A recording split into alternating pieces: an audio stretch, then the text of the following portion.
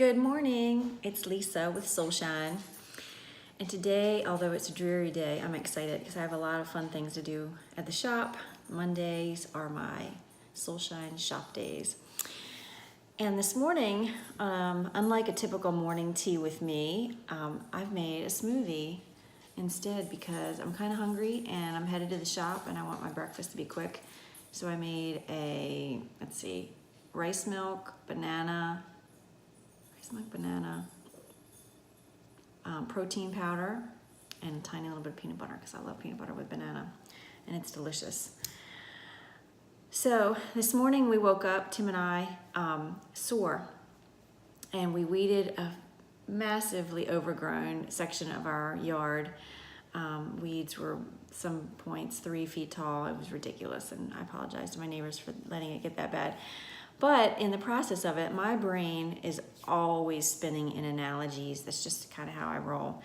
And I was pulling these weeds, and Tim was just mastering it, which is why he's so sore today. Dripping in sweat and just pulling these bad boys out, which felt like they were rooted in Canada or China.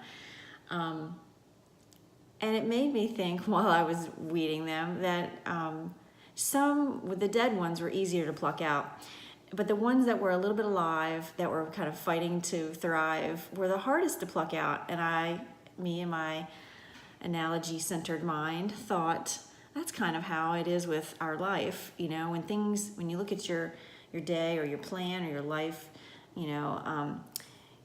and you see some dead things that just are clearly not fruitful, it's so easy just to pluck them away because you're like, that's not working for me. But the things that you know you should remove that are still maybe a little fun or thoughtless, you haven't really decided that they're not fruitful yet, they're the harder ones to pluck out. Like maybe, maybe bad for you foods or bad for you friendships or just things that just don't bring you any joy. Like they're harder sometimes to pluck away when there's a little bit of fun and life left in them. That's kind of where my brain was thinking yesterday. So I often look at my life in little sections and say, okay, is that working for me still? And if it's not, let's find a better way to do it.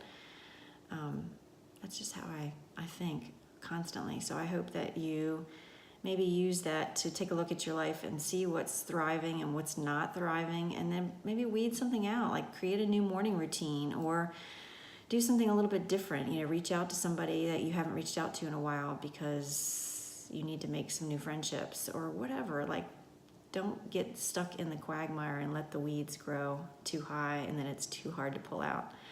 You know what I mean? Because no ibuprofen can fix that. So with that, I hope you know that I'm sending you much love, and I hope that you have a sunshiny day, even though it looks gray outside, because I sure am. I love you much, and meet me tomorrow here for morning tea with me, and I'll definitely have tea tomorrow. Love you much. Mwah, mwah, mwah.